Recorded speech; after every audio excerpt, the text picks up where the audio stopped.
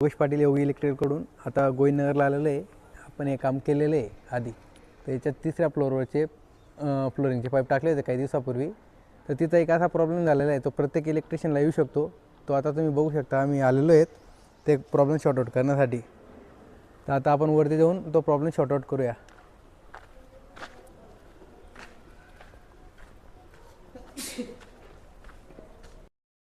हे बघा, आपण आता चाललो आहे तिसऱ्या मजल्यावर.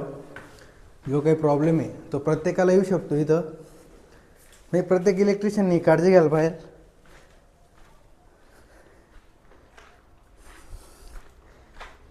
हे आम्ही आधी फ्लोरिंगचे पाईप टाकलेले आहेत इथं.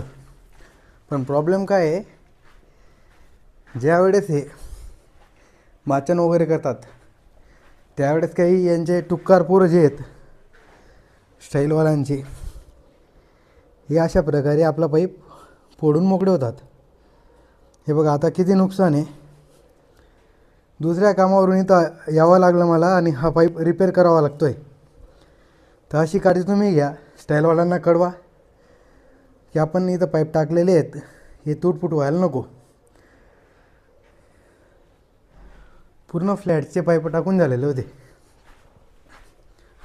पण तरीही काहीतरी स्टाईलवाले असे असतात, त्यांना ते प्रॉब्लेम क्रिएट करायला सवय असते मुद्दामून.